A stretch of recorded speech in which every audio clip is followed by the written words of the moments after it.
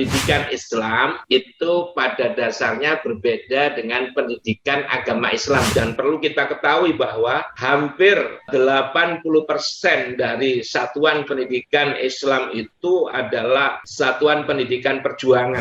Kita perlu menyadari bahwa kehidupan kita zaman ini memang penuh dengan tantangan. Mau tidak bisa kita bendung.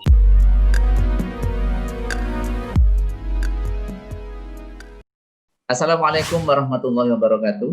Bismillahirrahmanirrahim. Alhamdulillahirrabbilalamin. Assalatu wassalamu ala asrafil anbiya wal mursalin Sayyidina wa maulana wa habibina Muhammadin wa ala alihi wa sahbihi ajma'in. Amma ba'du.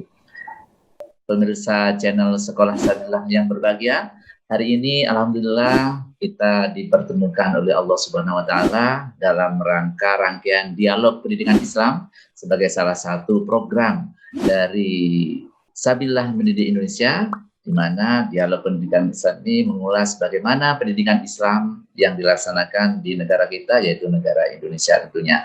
Dan alhamdulillah pemirsa channel Sekolah Sabillah yang berbahagia, hari ini kita akan membincangkan tentang pendidikan Islam bersama beliau Dr. Haji Ahmad Hidayatullah MPD.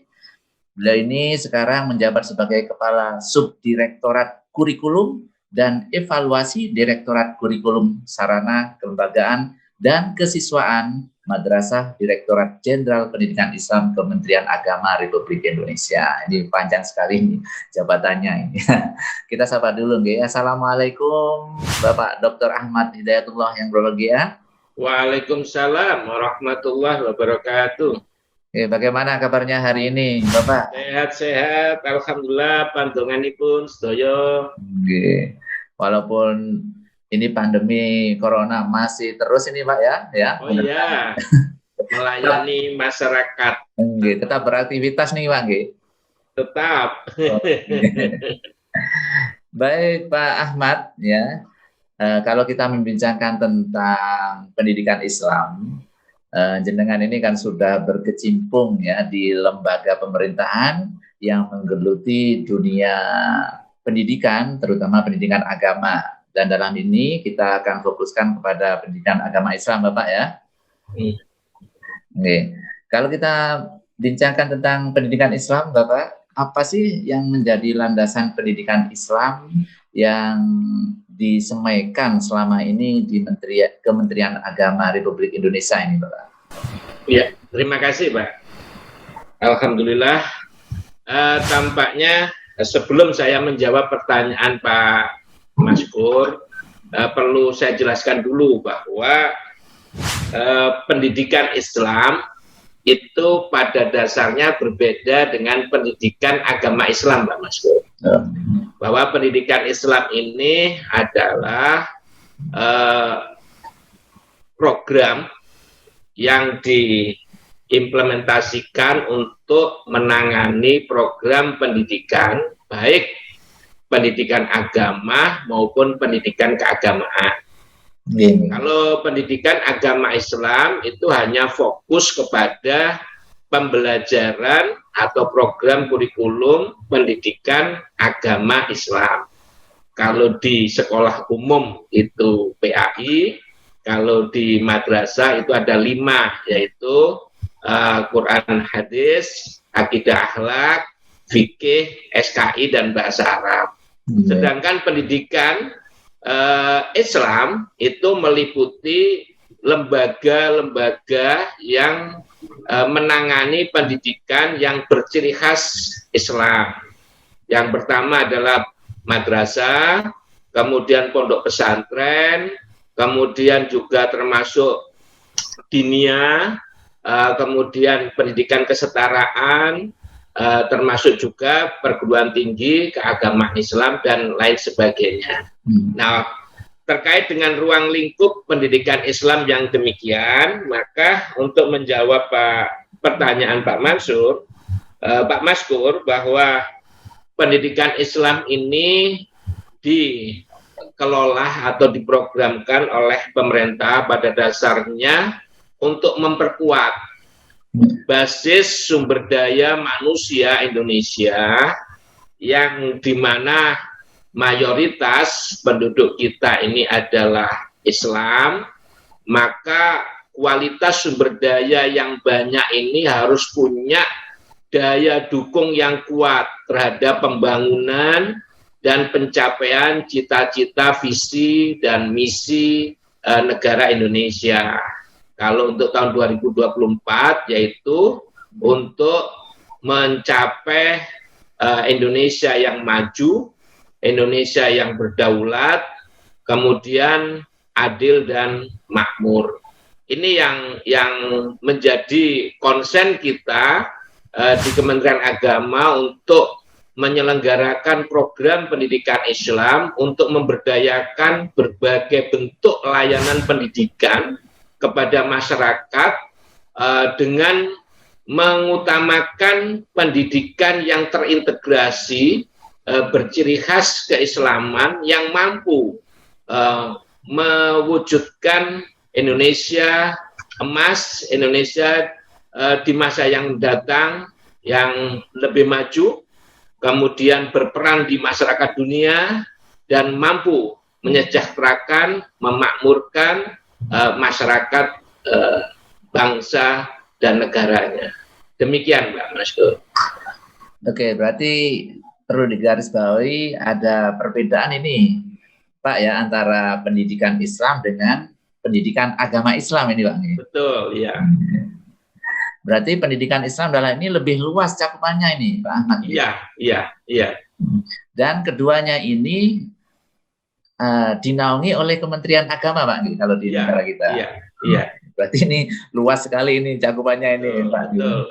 Baik di lembaga-lembaga yang ditangani oleh Kementerian Agama langsung, maupun di lembaga-lembaga yang dibina oleh kementerian yang lain, baik di Kemendikbud, kemudian kementerian yang lain menyelenggarakan pendidikan, misalnya Kementerian Dalam Negeri, Kementerian Keuangan, Kementerian Pertahanan dan Keamanan, dan semuanya. Oh gitu, Pak Nggih. Di situ berarti ada kiprah dari Kementerian Agama, Pak Nggih. Betul, terutama dalam kaitan dengan pendidikan agama Islamnya di institusi yang lain. Sedangkan yang di Kementerian Agama khususnya itu terkait dengan lembaga-lembaga atau satuan-satuan pendidikan yang menyelenggarakan pendidikan berciri khas keislaman, mulai dari tingkat Rodotul Atfal sampai dengan perguruan tinggi. Rodotul Atfal itu kalau yang di umum TK ini, Pak Nggih. TK, betul. Ya, Rodotul Atfal, kemudian yang SD itu Madrasah Ibtidaiyah, kemudian Sanawiyah, Aliyah, kemudian perguruan tinggi, kemudian pendidikan non formalnya adalah pondok pesantren dan diniyah, termasuk taman bacaan Quran dan lain sebagainya di masyarakat. Ya. TPQ itu termasuk, Pak. Baik, Pak Ahmad. Kemudian kalau kita membincangkan tentang pendidikan Islam di Indonesia, ini sistem yang dikembangkan oleh Kementerian Agama selama ini bagaimana, Pak? Apakah sudah dirasa cukup untuk menghantarkan dunia pendidikan Islam terhadap warga negara Indonesia yang beragama Islam ini? Bagaimana? Ya. Karena pendidikan ini pada dasarnya akan selalu sebanding dengan perkembangan zaman, maka kata cukup itu tidak mungkin, Mbak, akan bisa kita capai. Kita harus selalu dinamis, berubah dari waktu ke waktu untuk menyesuaikan tidak hanya perkembangan yang saat ini ada, tetapi forecasting, perkiraan-perkiraan perkembangan yang akan datang.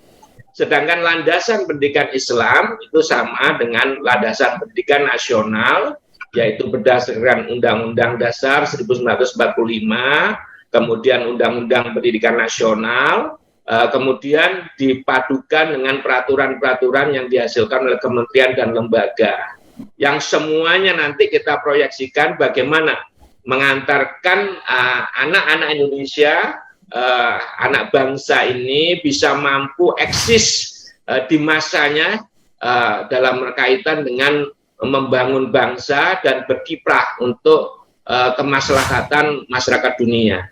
Ini yang menjadi panduan kita. Nah, terkait dengan itu maka tidak ada kata cukup, terutama untuk pendidikan abad 21, kita saat ini sudah merancang sedemikian rupa program-program masa depan agar pendidikan yang kita berikan kepada anak-anak kita sekarang ini up to date di masa anak-anak nanti dewasa gitu. Oleh karena itu maka salah satunya yang mungkin kita amati di masyarakat ada penggantian kosakata antara pengajaran dengan pembelajaran. Ini filosofinya sangat tinggi sekali. Mengapa kita gunakan pembelajaran? Karena pengajaran itu sifatnya hanya memberi, mengisi kekurangan-kekurangan yang ada dalam proses aktivitas belajar siswa. Sedangkan pembelajaran itu lebih titik tekannya pada pemberdayaan individu yang belajar atau peserta didik untuk mampu mengupayakan seluruh kompetensinya di dalam rangka untuk mencari poin-poin, mencari berbagai hal yang dia butuhkan nanti di masa yang akan datang. Dengan demikian maka pendidikan Islam selalu kita proyeksikan bagaimana memberdayakan peserta didik itu dapat secara mandiri nanti melakukan upaya-upaya pembelajaran dalam rangka untuk memenuhi bekal kehidupan di masa depannya. Dengan demikian maka pembelajaran di tingkat RA sampai perguruan tinggi saat ini sudah orientasinya sudah berbeda sekali dengan pendidikan-pendidikan 10 tahun yang lalu yang lebih banyak memposisikan tenaga pendidik itu untuk memberi sesuatu. Karena kalau kita sekarang berbicara dalam pendidikan itu memberi sesuatu, apa yang bisa kita berikan untuk anak didik kita di masa depan? Yang kita berikan ini sudah ketinggalan. Nah, sedangkan perubahan-perubahan di masa depan itu sangat sulit untuk kita prediksi kepastian detailnya. Oleh karena itu, maka upaya yang bisa kita lakukan saat ini adalah menerapkan strategi-strategi pengembangan yang bisa memberdayakan peserta didik memiliki kompetensi, mulai dari kompetensi berpikirnya, kemudian kompetensi untuk menghasilkan kreativitasnya, untuk mengembangkan daya kritisnya, sehingga mereka nanti mampu menggunakan ini semua dengan bekerja sama stakeholder di sekitarnya dengan kemampuan atau kompetensi komunikatif dan kolaboratifnya, sehingga saatnya nanti mereka akan mampu berkiprah di tengah perubahan-perubahan yang mungkin sekarang masih belum bisa kita deteksi, tapi mereka akan siap untuk menghadapi perubahan zaman di masanya. Demikian. Oke, baik Bapak Ahmad, ya memang mengutip dari semacam nasihatnya Sayyidina Ali itu ya, didiklah anakmu sesuai zamanmu gitu ini Pak Ahmad. Iya. Dan ini mungkin yang ditangkap, yang selalu dijadikan landasan juga ya di Kementerian Agama, khususnya dalam pendidikan Islam ini Pak Ahmad ya. Betul. Lalu Pak Ahmad, akhir-akhir ini kan bagaimanapun juga penduduk Indonesia ini cukup banyak, wilayahnya juga bertebaran ya, bersebar dari Sabang sampai Merauke. Tentunya kalau kita melihat kasus per kasus ini ternyata banyak juga permasalahan-permasalahan di pendidikan Islam nih Pak Ahmad ya. Betul. Dan salah satu mungkin yang diambil langkah oleh pengembangan pendidikan diantaranya akhir-akhir ini kan marak boarding school ini Pak Ahmad. Oh iya. Bagaimana Pak Ahmad melihat ini pendidikan Islam yang boarding school ini? Apakah ini merupakan langkah positif atau bagaimana dalam menyemaikan nilai-nilai karakter keislaman bagi siswa-siswinya ini Pak Ahmad? Ya.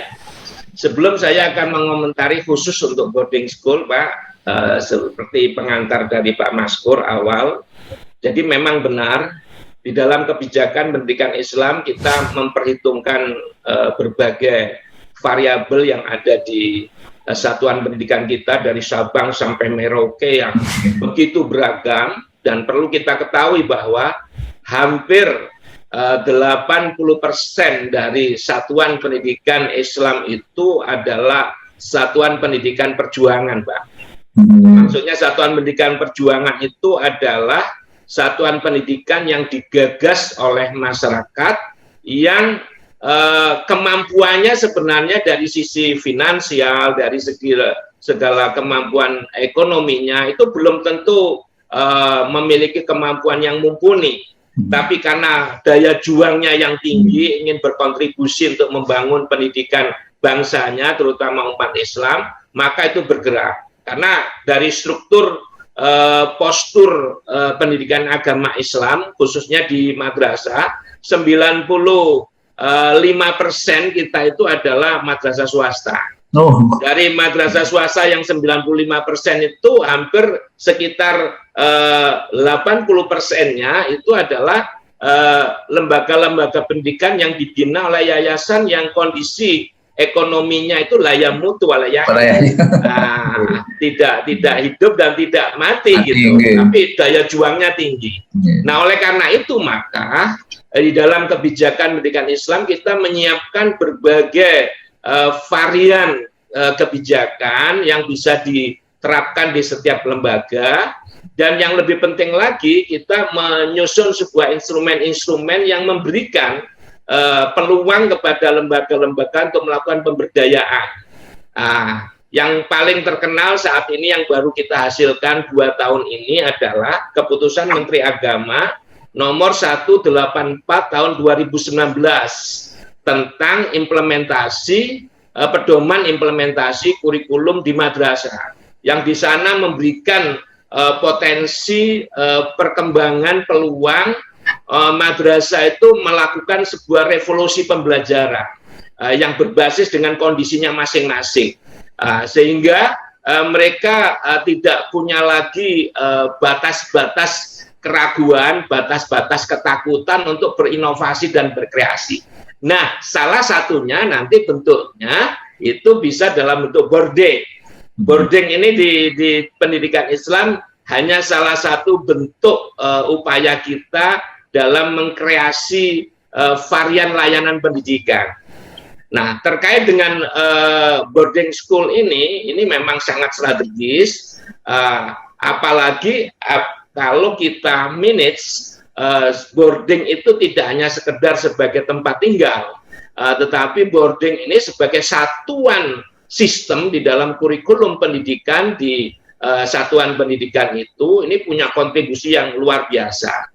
Kebetulan sebelum saya di birokrat ini, saya hampir 25 tahun Pak Maskur, itu menangani lembaga pendidikan yang hampir semuanya berasrama. Mulai tahun 90 saya sudah menangani, dan saya selalu hidup di tengah kehidupan asrama itu. Saya tidak pernah berumah di luar asrama. Jadi selama saya jadi kepala sekolah atau kepala madrasah yang berasrama itu, saya tidak pernah tinggal di luar. Saya hidup bersama anak-anak.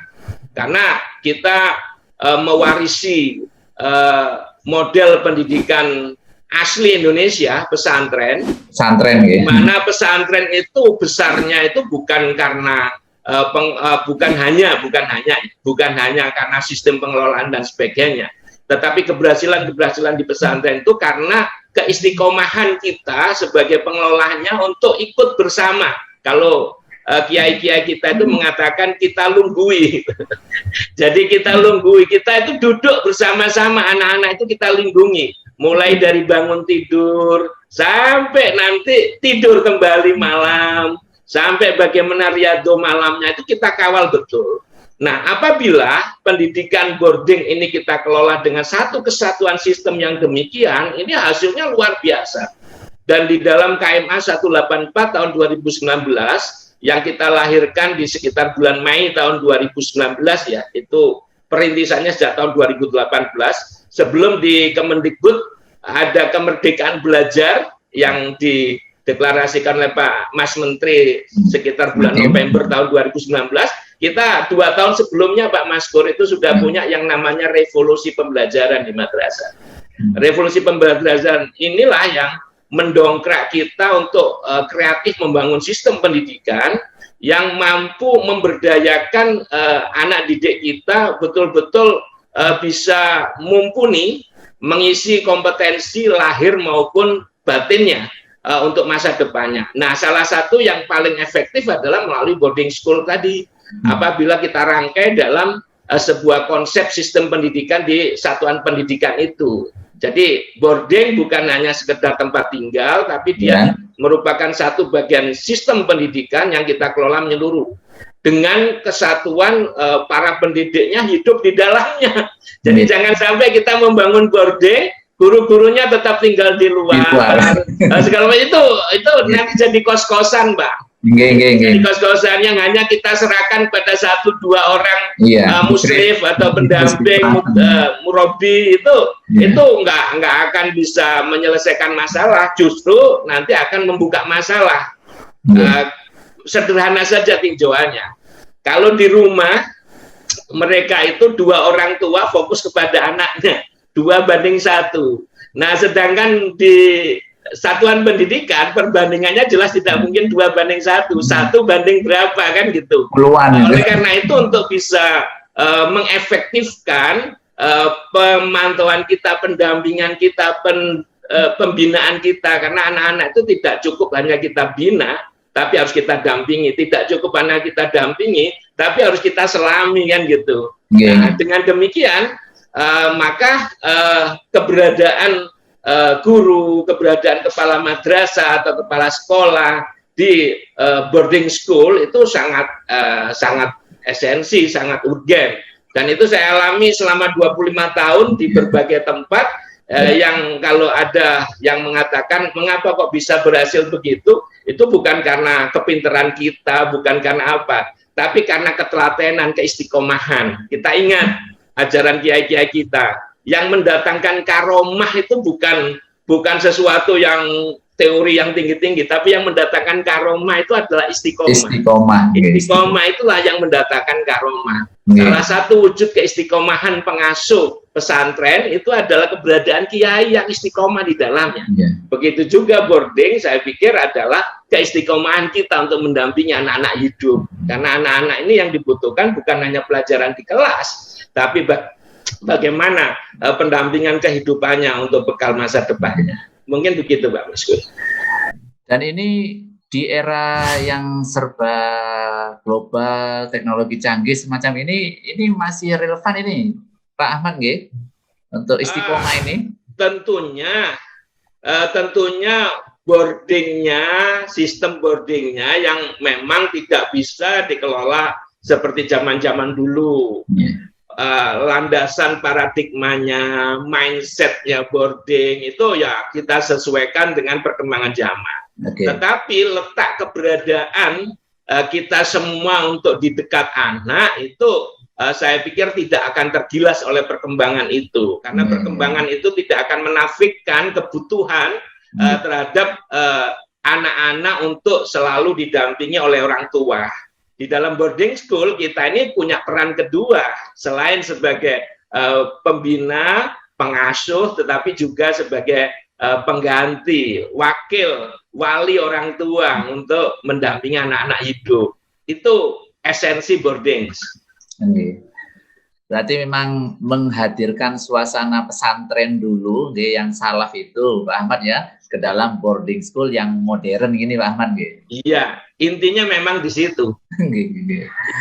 Oke, baik Pak Ahmad. Saya tertarik ketika jenengan tadi utarakan bahwa 95%. Ini dikelola oleh yayasan atau swasta ini, Pak Ahmad? Iya, betul. Nah, ini kenapa bisa terjadi seperti ini di Kementerian Agama ini, Pak Ahmad? Iya, bukan di Kementerian Agama, tapi di Republik Indonesia. Di Republik Indonesia ini gimana? Kita perlu tahu sejarah perjuangan lahirnya pendidikan Islam atau lembaga pendidikan Islam. Bahwa pemerintah kita setelah kemerdekaan itu betul-betul menjawab janjinya di dalam mencerdaskan kehidupan bangsa dengan melahirkan sistem pendidikan nasional. Tetapi di tengah penyelenggaraan sistem pendidikan yang saat itu sudah digulirkan sejak zaman kemerdekaan oleh pemerintah Indonesia, ulama-ulama kita, tokoh-tokoh agama kita yang saat itu juga getol menjadi yang terdepan di dalam merintis kemerdekaan, itu merasa ada sesuatu yang kurang di dalam pendidikan umum. Nah, Namun respon para ulama, respon para tokoh itu kan tidak seperti respon kita yang emosional, Pak Maskur ya. Beliau-beliau itu dengan menjaga muruahnya, menjaga kemuliaannya, beliau itu melakukan langkah-langkah yang strategis tidak menyakitkan hati semua orang. Nah, salah satu bentuknya adalah merintis secara mandiri lembaga penyelenggaraan sistem pendidikan yang beliau-beliau kehendaki. Dari musolahnya, dari rumahnya, beliau menggalang tetangga sekitarnya. Dengan begitu, yang kemudian setelah membesar, itulah yang namanya madrasah.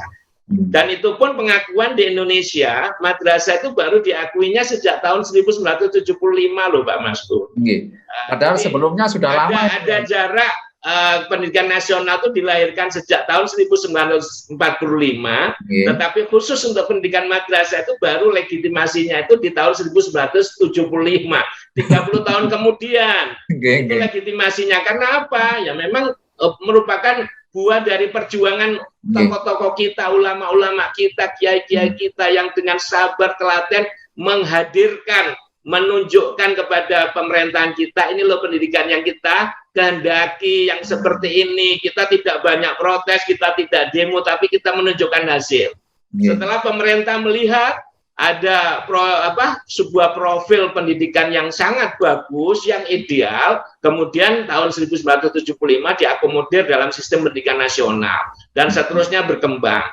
Nah, dari situlah riwayat mengapa pendidikan Islam itu kebanyakan swasta, karena inisiatornya adalah masyarakat, memang ulama. Dan kalau kita tanya, pendidikan yang sejati yang berangkat dari masyarakat ya pesantren, ya madrasah gitu.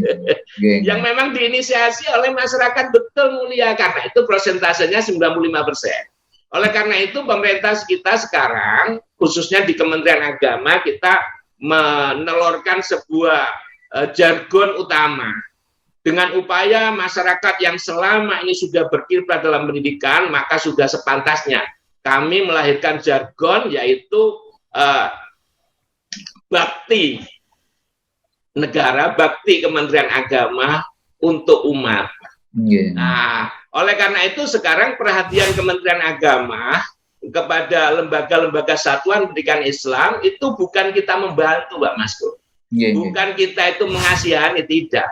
Tetapi yang lebih utama adalah kami balas budi kepada perjuangan ulama kita, masyarakat kita yang selama ini sudah berkiprah, sehingga walaupun mereka itu kebanyakan 95%, tapi kami tidak sedikit pun membedakan dengan lembaga negeri.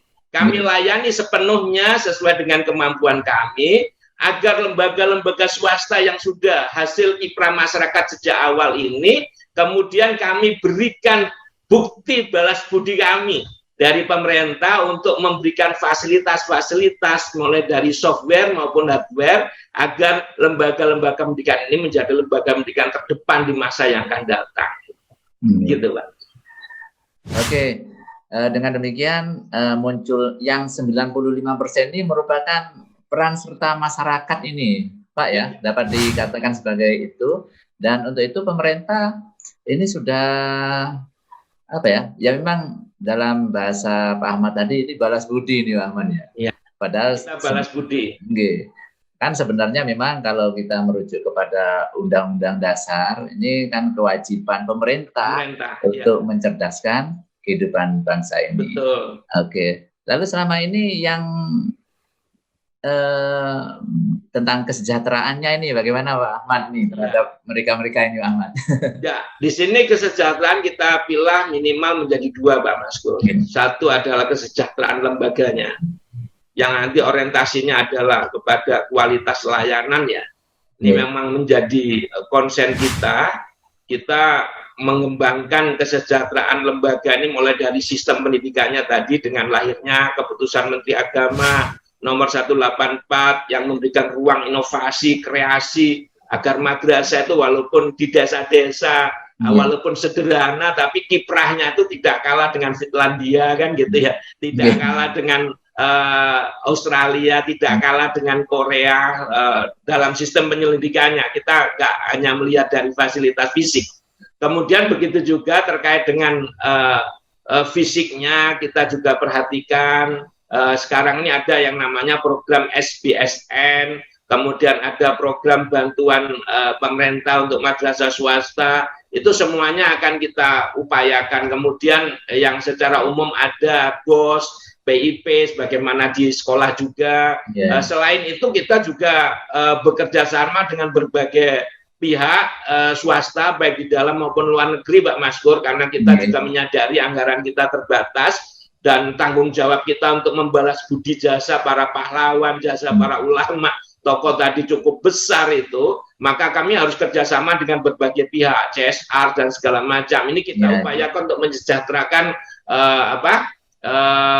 lembaga-lembaganya, supaya pelayanan madrasah ke depan, pelayanan pondok pesantren, pelayanan perguruan tinggi keagamaan itu cukup signifikan untuk mengantarkan masyarakat kita, bangsa Indonesia ke depan untuk mendapatkan kemajuan, untuk bukan hanya mendapatkan tapi memimpin kemajuan dunia ini. Kemudian yang kedua adalah kesejahteraan personal. Kesejahteraan personal ini paling tidak kita sama dengan kebijakan personal yang secara umum di Indonesia untuk guru-guru, baik yang ada di Dikbud maupun yang ada di kementerian yang lain. Karena guru-guru kita itu tidak hanya di Kemendikbud dan Kementerian Agama, Pak. Juga ada di sekolah-sekolah kedinasan, sekolah-sekolah yang milik pemerintah, kementerian yang lain, itu banyak. Nah, kita minimal memperhatikan apa yang ada di kebijakan pendidikan nasional, kita ikuti. Selain itu, kita juga meningkatkan kesejahteraan personal ini tidak hanya dalam bentuk uang, Pak. Peningkatan kualitasnya, kita sumber daya manusianya ini dengan World Bank. Kita ada program yang namanya MUKR ya, Madrasah Education Quality Reform. Jadi bagaimana program untuk memperbaiki atau mereform kualitas pendidikan madrasah secara khusus, pendidikan Islam secara umum, dengan memberdayakan MGMP, MBMP yang ada di daerah-daerah.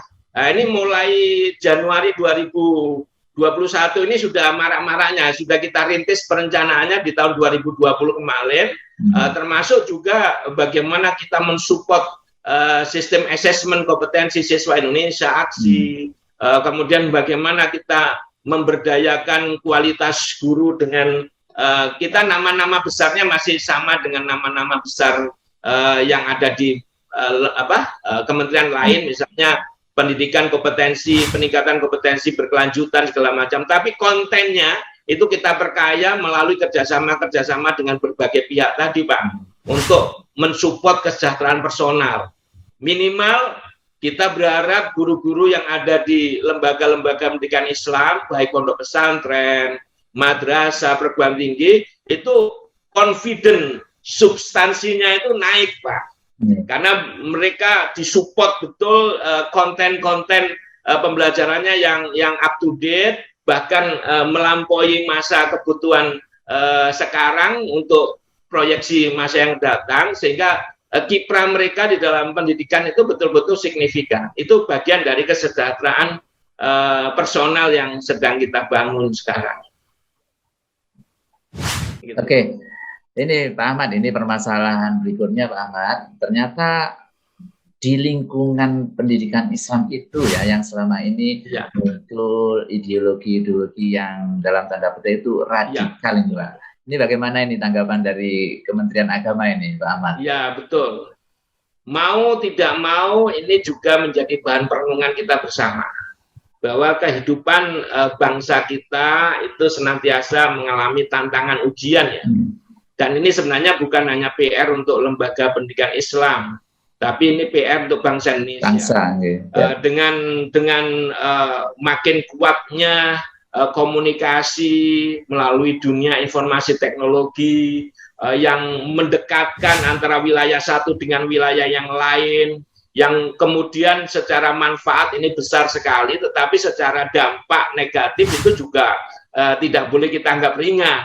Pengaruh ideologi dari luar, ideologi sekuler, ideologi yang mengatasnamakan keagamaan, itu banyak juga dari berbagai daerah, dari berbagai negara segala macam. Nah, yang ini mampu sedikit menguji komitmen dan konsistensi bangsa Indonesia.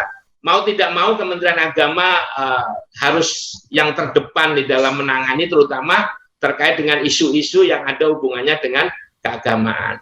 Oleh karena itulah maka di Kementerian Agama, khususnya di madrasah, kita 2 tahun yang lalu sudah melahirkan keputusan Menteri Agama nomor 183 tahun 2019, Pak Mas, yaitu kurikulum PAI dan bahasa Arab. Jadi kita betul-betul melakukan analisis apa yang dibutuhkan di masa yang datang. Di masa yang akan datang itu kita perlukan figur-figur umat Islam yang berkualitas, yang punya daya juang tinggi, tapi dia mampu menghadapi kondisi real bahwa mereka akan hidup di kemajemukan masyarakat. Mereka harus bekerja sama dengan banyak pihak. Mereka harus bisa berkontribusi positif di dalam pembangunan bangsa. Dia tidak melakukan pemetaan pengkotaan sendiri, karena kehidupan di masa depan kita nggak bisa berjalan sendiri. Kita mau tidak mau harus berkolaborasi dengan banyak pihak.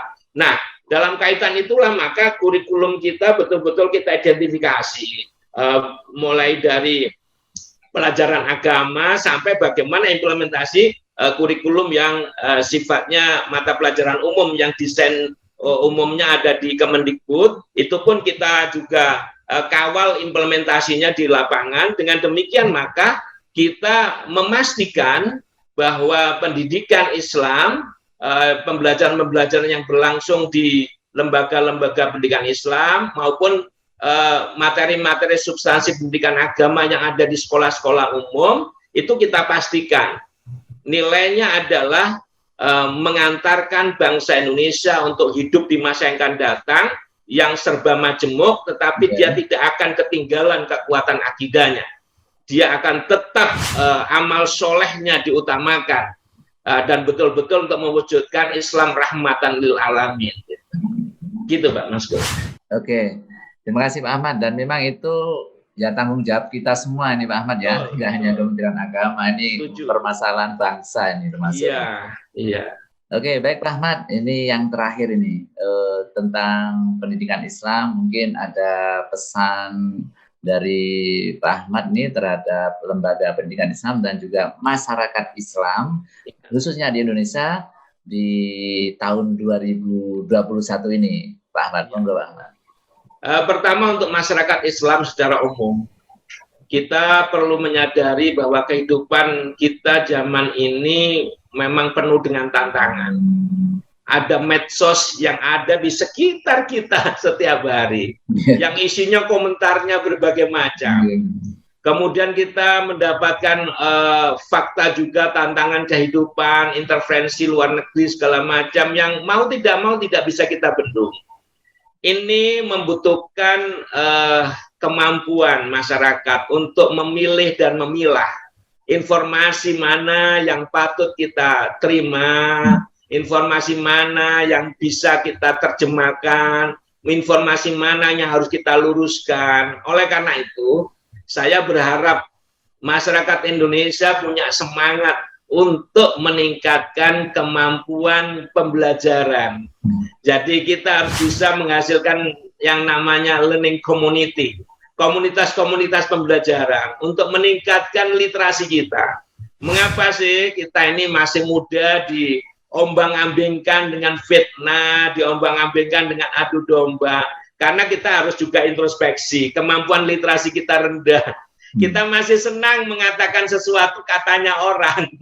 Kita menyampaikan sesuatu katanya orang, tapi kita berliterasi sendiri masih rendah. Nah, masyarakat Indonesia harus mampu menunjukkan dirinya untuk memiliki nilai budaya belajar literasi yang tinggi, agar kita mampu menerjemahkan informasi-informasi baik yang sifatnya deskriptif maupun naratif maupun ilustratif itu betul-betul kita memiliki kecerdasan yang lengkap untuk bisa menerjemahkan di semuanya itu, sehingga bisa berkontribusi yang positif untuk kehidupan bangsa kita. Kita jangan sampai mau diadu domba oleh banyak pihak. Kita jangan sampai mudah terkaget-kaget oleh fakta-fakta yang direkayasa. Kehidupan sekarang membedakan antara yang benar dengan yang salah itu sulit sekali. Nah, ini yang membutuhkan kemampuan literasi kita, dan disitulah masalah kita. Literasi kita, budaya membaca kita masih rendah, budaya kita di dalam berakademik juga masih rendah. Ini kami menghimbau betul masyarakat Indonesia untuk bisa ke sana. Nah, selanjutnya untuk para pendidik, masyarakat pendidikan Islam, dengan kondisi yang secara umum kita temui tadi, maka kontribusi yang paling penting kita semua sebagai pendidik Islam ini wajib hukumnya, tidak hanya fardu ain, Pak, tapi fardu ain. Ainnya tuh lengkap, fardu ain. Mantap ainnya. Untuk berkontribusi secara aktif meningkatkan kompetensi literasi bangsa Indonesia dalam segala kancah kita. Kita dalam kaitan ini jangan sampai hanya bersembunyi di simbol-simbol formal. Saya pegawai, saya guru, tapi kita harus bisa memposisikan kita adalah bangsa Indonesia yang wajib berkontribusi untuk bangsa Indonesia semua. Di luar tugas resmi kita juga harus mengikhlaskan diri, mewakafkan diri untuk pembangunan bangsa yang lebih besar. An-nasa kulluhum khalaqah. Setiap manusia yang hidup di dunia ini ternyata akhir-akhirnya nanti jadi perusak saja. Illa alimun, kecuali yang berilmu, yang mengetahui tentang bagaimana. Orang-orang yang punya ilmu pun, yang mengetahui sesuatu juga belum jaminan. Alimun kulluhum khalaqah, suatu saat juga akan jadi perusak, karena masih ada godaan riyaknya, godaan ini.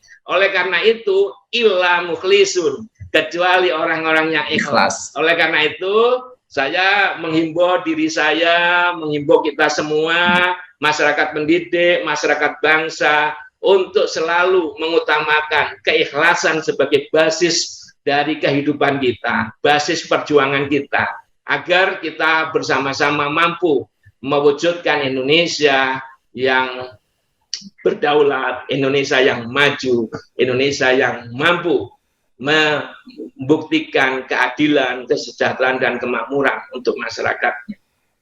Terima kasih, Pak Maskur. Oke, terima kasih Pak Ahmad ya. Ini closingnya ini sangat menginspirasi kita semuanya. Dan memang ini yang ada di tagline logonya Kemenak itu Pak Ahmad ya. Ikhlas beramal. Ikhlas beramal. Tapi jangan beramal seikhlasnya. Ikhlas beramal.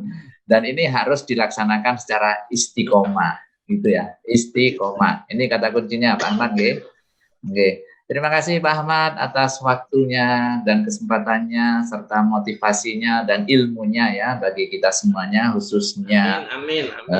Pemirsa channel Sekolah Sabillah yang berbahagia ya. Dengan tadi bincang kami bersama Bapak Dr. Ahmad Hidayatullah MPD tentang pendidikan Islam yang disemaikan di Indonesia. Mudah-mudahan ini akan semakin menginspirasi kita semuanya, baik insan pendidik, ya, pengelola lembaga pendidikan Islam, dan juga masyarakat Islam untuk senantiasa meningkatkan literasi kita terhadap pemahaman keislaman kita, dan harus selalu diupdate ya. Ini untuk membentengi dari paham-paham ideologi-ideologi yang nanti akan menjadi perusak tatanan masyarakat kita yang insya Allah sampai detik ini di Indonesia masih aman-aman saja.